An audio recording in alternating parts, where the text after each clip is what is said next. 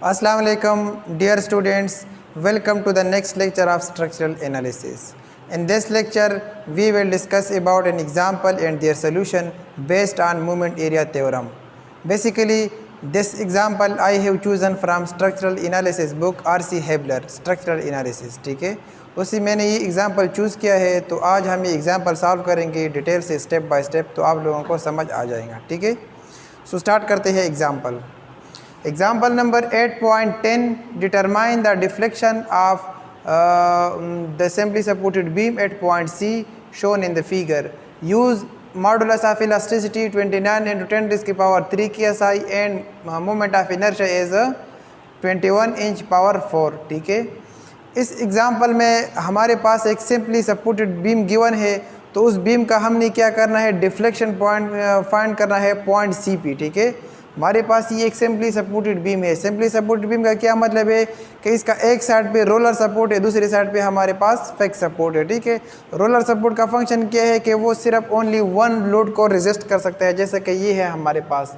तो ये only vertical load को रेजिस्ट कर सकता है। ठीक है, और सेकंड वन हमारे पास जो सपोर्ट है that is hinge support which resist to load vertical as well as horizontal load को सपोर्ट रेजिस्ट करता है। ठीक है, अच्छा, इस कंडीशन में हमारे पास जो लोड की स्पेसिफिकेशन है that is in the form of movement. ठीक है, हमारे पास जो लोड गिवन है वो in the form of movement given है। ठीक है, वो है हमारे पास 5 किप फीट। ठीक है, तो वो हमारे पास क्लॉकवाइज मूवमेंट सपोर्ट ए पे अप्लाइड है। ठीक है, तो हमने क्या करना है, पॉइंट सी पे हमने डिफ्लेक्शन फाइंड करना है कि अगर हम इस बीम पर इसी तरीके से लोड अप्लाई करें। ठीक है, ये हमारे पास एक बीम है, तो यहाँ से हमने मूवमेंट अप्लाई किया तो ये बीम जो है ये इस तरह डाउनवर्ड डिफ्लेक्ट होगा। ठीक है, अब इसका पॉइंट सी पर कितना डिफ्लेक्शन होगा। ठीक है, अच्छा, तो हमारे पास here we required to find delta C. ठीक है, इन दिस क्वेश्चन हमारे पास क्या रिक्वायर्ड है कि हमने डेल्टा सी फाइंड करना है। ठीक है, it is not necessary to find that maximum deflection of point of the beam. ठीक है, कि हमारे पास इस बीम में कितना मैक्सिमम डिफ्लेक्शन आता है। पिछले लेक्चर में मैंने इस तरह एक्सप्लेन किया था कि हमने एक बीम का मैक्सिमम डिफ्लेक्शन फाइंड करना है। ठीक है, लेकिन इसमें हमने फाइंड करना है पॉइंट सी पर। इस बीम का टोटल लेंथ जो है वो है हमारे पास 24 फीट, लेकिन हमने 12 फीट भी क्या करना है, डिफ्लेक्शन फाइंड करना है। ठीक है, solution, tangent line are drawn at every point of the beam. ठीक है, हमने क्या कर लिया कि ये हमारे पास इस बीम का एग्जैजरेटेड कर्व है, तो हमने क्या कर लिया, इस every point tangent point A B and C तीनों पॉइंट की कर्व पे हमने टेंजेंट लाइन ड्रा की है। ठीक है, this is called tangent A which is drawn on tangent point ए। ठीक है, ये हमारे पास टेंजेंट बी, ये हमारे पास टेंजेंट बी है, तो ये हमने बी पॉइंट पे ड्रा किए। और ये है हमारे पास टेंजेंट सी जो कि हमने ड्रा किया है point tangent point C P. ठीक है, अच्छा, अब हम क्या करते हैं कि हम प्रोपोर्शनल ट्रायंगल से हम जो है डेल्टा सी फाइंड करेंगे। ठीक है, अच्छा, अगर आप इस एग्जैजरेटेड कर्व को देख ले तो इसमें हमारे पास डिफरेंट पॉइंट है। ठीक है, ये हमारे पास टेंजेंट ए बी है। ठीक है, टेंजेंट ए बी है। अच्छा, ये हमारे पास डेल्टा सी है, चूँकि हमने ये वाला डेल्टा सी हमने फाइंड करना है। ठीक है, तो अगर हम इस कर्व को एनालाइज करके तो हमें पता चल जाता है कि अगर हम इस तरह कर ली कि हमारे पास ये वाला लाइन है, ठीक है, एक ये वाला लाइन है। ठीक है, अगर हम इस tangent A B C tangent C B minus करें, ठीक है, तो हमारे पास डेल्टा सी आ जाएगा। ठीक है, लेकिन ये दोनों हमारे पास डेल्टा डैश के बराबर है। ठीक है, अच्छा, तो हम क्या करेंगे, आप यहाँ पर देख ली, ये हमारे पास tangent A B are determine. पहले हम क्या करेंगे, टेंजेंट ए बी फाइंड करेंगे, then delta dash can be find from the proportional triangle.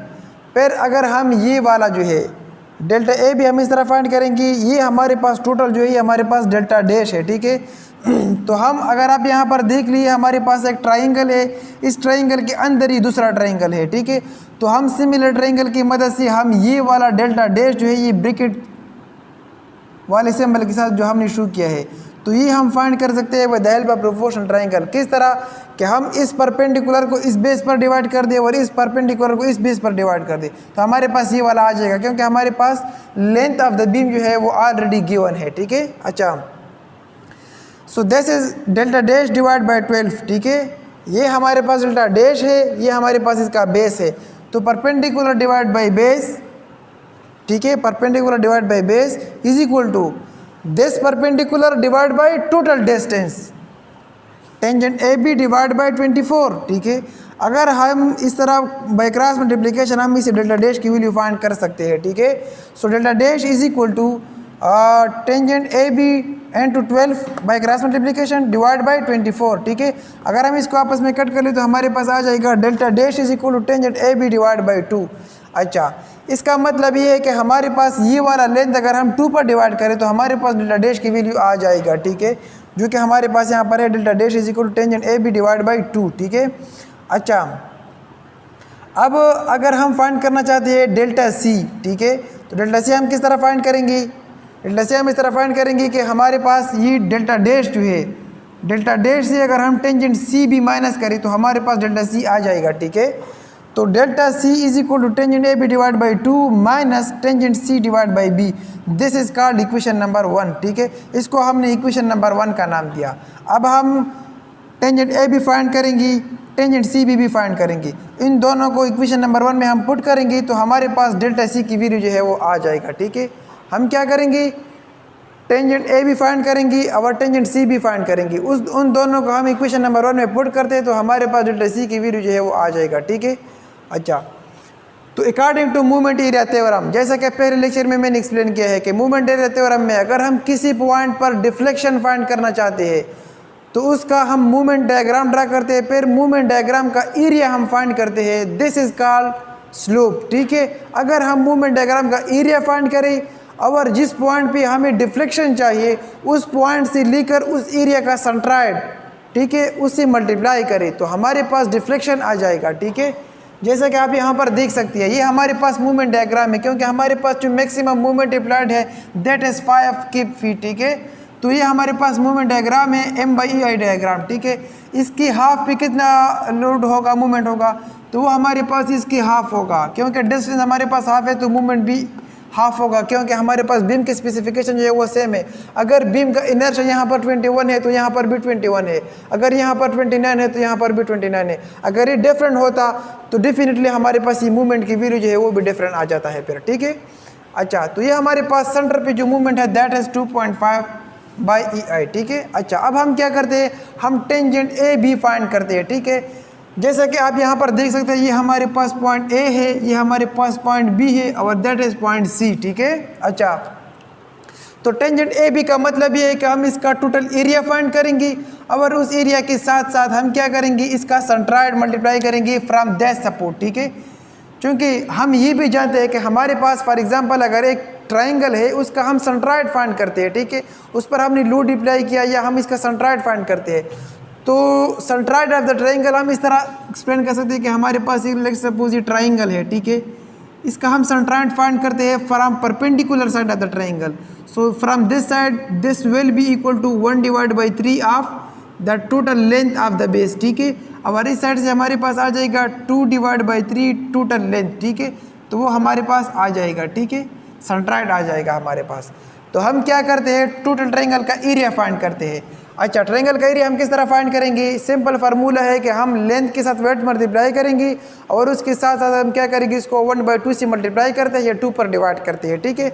अच्छा, तो हमारे पास इसका परपेंडिकुलर 5 है, 5 की फीट, और इसका टोटल बेस हमारे पास 24 फीट है। इसको हमने 2 पर डिवाइड कर दिया तो ये हमारे पास एरिया आ गया, ठीक है।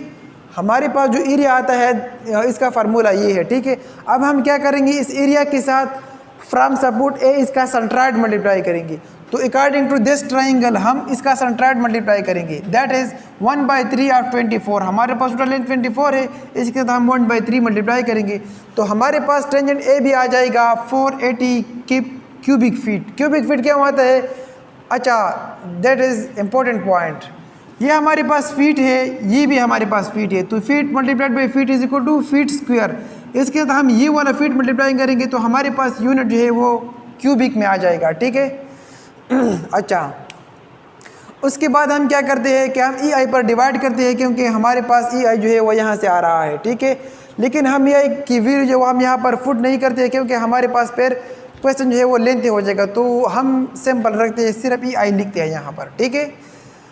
फिर हम क्या करते हैं कि हमारे पास क्वेश्चन के मुताबिक हमारे पास यहाँ पर टेंजेंट सी बी की भी ज़रूरत है, ठीक है। तो tangent C B is equal to, अच्छा इसमें थोड़ा लॉजिक है, टेंजेंट सी बी अगर हम ये फाइंड करना चाहते हैं तो हम क्या करेंगे, हम पहले इस ट्राइंगल का एरिया फाइंड करेंगे, ठीक है। 2.5 क्यूब फीट डिवाइड बाय 12, ठीक है, मल्टीप्लाइड बाय 12 डिवाइड बाय 2, तो हमारे पास ये वाला एरिया आ गया, ठीक है।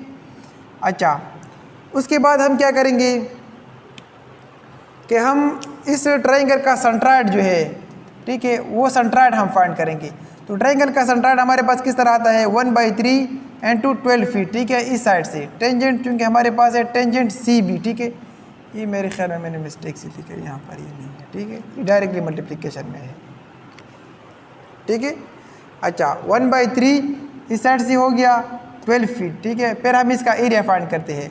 सो हमारे पास टेंजेंट सी भी आ जाएगा 60 क्यूबिक फीट। क्यूबिक फीट क्या होता है कि हमारे पास ये एक फीट स्क्वायर आ गया, मल्टीप्लाइड बाई फीट, तो हमारे पास यूनिट जो है वो क्यूब में आता है, और किप हमारे पास सिर्फ 1 है, तो इस वजह से किप क्यूबिक फीट हमारे पास आता है, ठीक है।